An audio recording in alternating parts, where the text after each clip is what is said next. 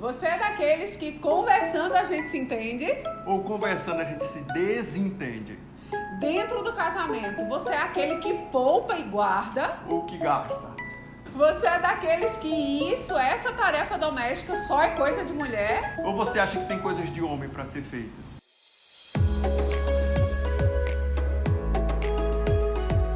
Nós estamos numa série de 10 hábitos de um casamento de sucesso. A gente entende que sucesso deixa rastro, como fracasso também. E nós entendemos que os nossos hábitos constroem a nossa vida. Às vezes as pessoas pensam, Carol e Emanuel, hábitos, é muito difícil estabelecer hábitos. Na verdade, todo mundo tem uma vida cheia de hábitos. E os resultados que você está tendo agora, nesse exato momento, está atrelado intimamente a hábitos. Se você não está feliz com o resultado, então você precisa mudar os seus hábitos. Então, por favor, você precisa assistir esses vídeos. Nós falaremos sobre 10 hábitos que vão construir, que vão te conduzir a um casamento de sucesso. O primeiro hábito, com toda certeza, é ter um propósito juntos, né? Isso é inegociável, né? O casal ele precisa ter uma visão, né? Um objetivo, um alvo, onde os dois eles conseguem, né? Nos seus talentos, né? Nas suas habilidades, entrar em acordo para esse objetivo comum. Entender o propósito, que não é simplesmente um propósito individual. Quando a gente escolhe o casamento, a gente precisa entender que existe um propósito agora do casal e da família. E entender o propósito, que é para onde nós iremos, o que nós iremos construir. Na verdade, o que é o propósito? É o que iremos fazer juntos, qual o legado que deixaremos. O que é que nós iremos construir como casal, como família? E ele serve para quê? Ele serve para blindar o casamento. Né? Porque qualquer coisa diferente que se ofereça no meio do caminho, né? O casal ele tem condição de discernir, não, isso não faz parte do nosso propósito e coloca isso de lado. Né? Porque foco tem a ver com dizer não para muitas outras possibilidades. E quando nós entendemos o nosso propósito, a gente consegue dizer não. Muitas vezes pessoas se distraem muito e a distração muitas vezes é vista numa briga, por exemplo, por falta de clareza do propósito. Então o propósito e essa clareza nos faz não procrastinar algumas coisas. Clareza de propósito blinda o casal de procrastinar. E uma coisa que pode ajudar, né, na descoberta do propósito é responder uma pergunta muito simples, né? O que vocês são capazes de fazerem juntos? Considerando ali talentos, considerando ali habilidades, as ambições, né, que também elas são muito necessárias para uma vida, para um casamento de sucesso. E Deus coloca isso muitas vezes através de um desejo. Qual é o desejo comum de vocês? Eu tenho certeza que é uma forma de comunicação de Deus colocar um desejo ardente dentro de nós.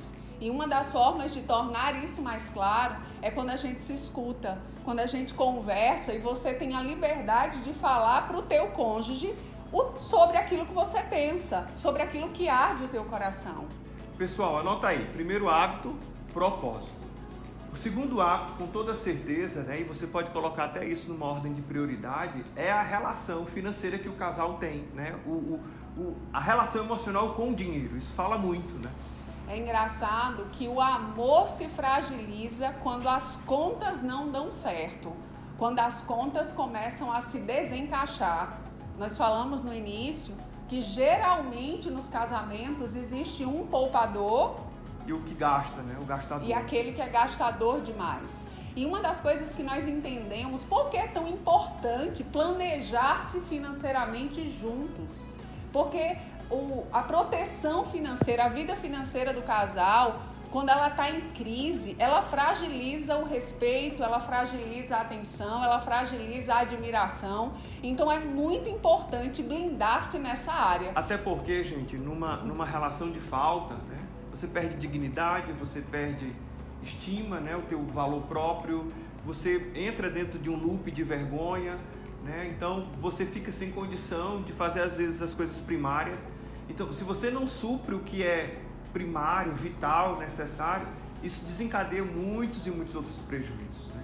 Então, planejar, ter um orçamento financeiro é muito importante. Eu sei que o próprio nome ele já tem aí uma conotação mais chata, mais analítica, mas ela é extremamente necessária para que você avance. E esse planejamento fala sobre juntos construírem aquilo que precisa ser economizado, aonde pode-se ter e explorar para ganhar-se mais. E a gente não está ignorando fases e estações que acontecem dentro dos casamentos.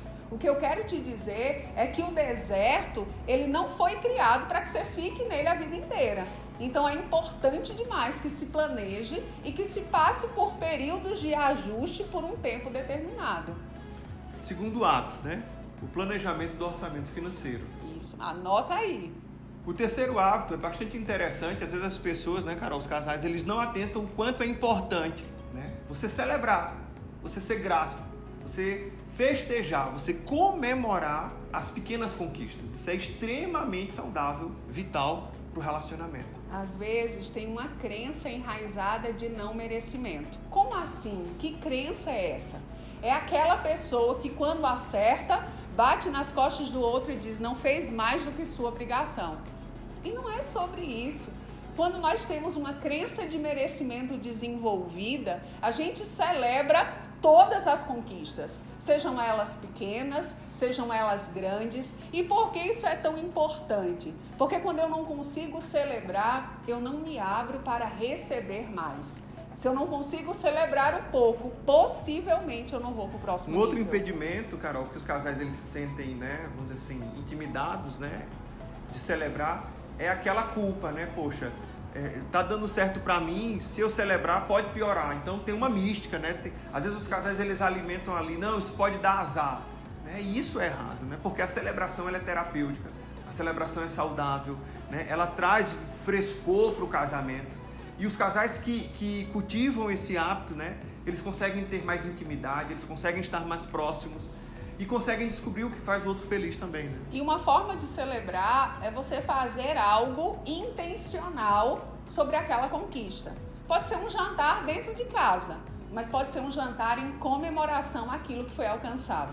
Isso é celebrar, isso é criar memórias, isso vai gerar em você e no teu cônjuge o quê? O registro que vale a pena dar certo, vale a pena funcionar. E aí a gente, como a gente sempre diz, a gente atrai mais coisas assim. Terceiro hábito, anota aí. Comemore, celebre, festeje as pequenas conquistas. O quarto hábito é aquele que não existe papel definido, só a mulher faz isso dentro de casa, ou isso não é tarefa de homem. Quando os dois trabalham fora, quando os dois estão em busca, né, da construção do seu sonho, isso precisa ter muita parceria, inclusive dentro de casa. Até porque ter um ambiente organizado e limpo vai trazer harmonia para o seu lar. Uma coisa é clara, gente, você que está me ouvindo, as coisas que remetem peso, né, as coisas que remetem mais riscos, claro e óbvio que os homens têm que, né, sair na frente e assumir. Entendeu? Então, compras, lixo, né, manutenção da própria casa. Os homens, eles precisam assumir esse papel, né? Existe aí, às vezes, uma necessidade maior da força, uma necessidade maior, né, de se administrar alguns riscos. Então, nós, homens, precisamos estar na frente. De fato, não existe ali o que o homem pode fazer, o que a mulher pode fazer. Existe ali um combinado e existe ali também o que cada um, por talento, tem mais perícia, né? Isso pode ajudar. As habilidades, quando elas são exploradas, fica mais leve.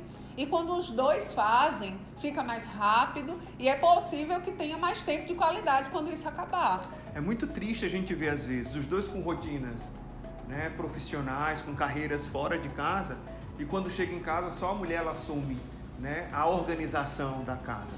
É ruim porque uma das partes sobrecarrega. Então, o homem, quando ele comete isso, ele está machucando a mulher, porque nos corpos, na fisiologia, o homem ele sai na frente com mais força. Imagina, e nesse aspecto a mulher ser mais explorada, isso é ruim, né? Então faz parte de um hábito, de um casamento de sucesso, saber dividir as tarefas. E lembrando, gente, que a tarefa de casa, ela não muda, não mexe com a nossa identidade. Então isso não fala quem nós somos, isso fala de fato que é uma junção inteligente de forças para que os objetivos sejam alcançados. Quarto hábito, dividir a rotina. Isso. E o quinto e último hábito desse vídeo, lembrando que serão 10 hábitos. Então teremos outro vídeo.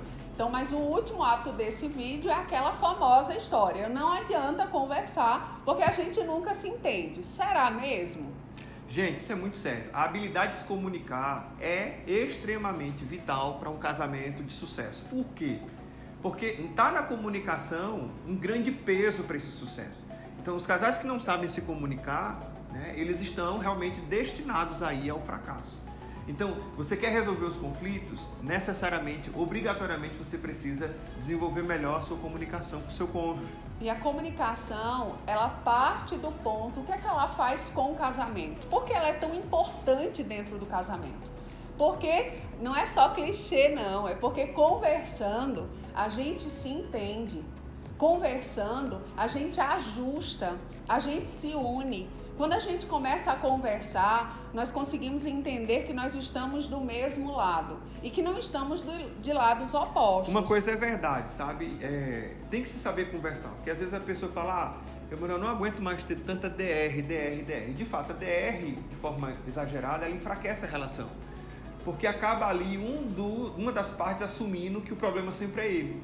Então, a comunicação ela não é somente verbal, ela é uma comunicação integral, né? Então, você precisa atentar para todos os sinais da comunicação direta, indireta, verbal, não verbal, as microexpressões. Então, você tem que ter aí o desenvolvimento dessa habilidade para que você alcance seu objetivo, né? Na comunicação, a gente precisa entender que existe o racional e existe o emocional.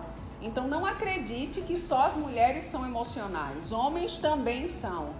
E às vezes eu digo algo racionalmente. Geralmente é uma queixa, né? E emocionalmente tem um outro conteúdo. E uma dica para uma boa comunicação é no momento em que você está falando com o outro, fala muito de como você se sente e não daquilo que o outro fez. Porque quando eu chego para Emanuel e digo assim, Emanuel, você fez com que eu me sentisse humilhada. Eu posso partir do ponto de... Ou você me humilhou, né? Na verdade, ou né? Você me humilhou. Eu estou partindo do ponto que eu estou julgando a ação dele. E eu não sei aquilo que passa no coração dele. Então, como é que seria uma comunicação assertiva nessa hora? Seria dizer, Manuel, quando você falou aquilo, eu me senti humilhada. Então, me senti automaticamente vai acionar um gatilho em mim, né? De empatia. Poxa, eu não queria produzir isso, né? Então... ali se cria uma conexão e a comunicação começa a fluir, né? O entendimento começa a acontecer. Então, o quinto hábito é comunicação. A comunicação para que se entenda. Então, gente, esses foram os 5 hábitos. E aí eu quero agora te ouvir, né? Nós queremos te ouvir. Nós queremos saber como é que você tem aplicado isso e se não tem aplicado, a gente já sabe o resultado. Mas até porque, Carol, se você aplicar isso, né, agora... era para ir levar. Faz uma briga. Se você aplicar isso agora, os ganhos eles são imediatos. Pode ter certeza. Né? Se você pega esses comportamentos e começa a desenvolver, os ganhos eles são reais. Então, além de aplicar, eu quero que você nos diga qual é o hábito que você mais gostou. Lembrando, se você ouviu isso, você precisa aplicar na sua vida. E se você quer que alguém aplique, encaminhe esse vídeo para ele, encaminhe esse vídeo para ela, porque muitas vezes a gente escuta algo que muda as nossas vidas, mas quer que o outro mude. Mas uma forma do outro mudar é você encaminhando para alguém. Então encaminhe esse vídeo para a pessoa e eu tenho certeza que ela vai ser extremamente enriquecida com esse conteúdo. Gente, lembrando que esse aqui é o primeiro vídeo de uma série. Então, vamos ter o segundo vídeo, ok? Pessoal, então até o próximo vídeo. Tchau! Beijo!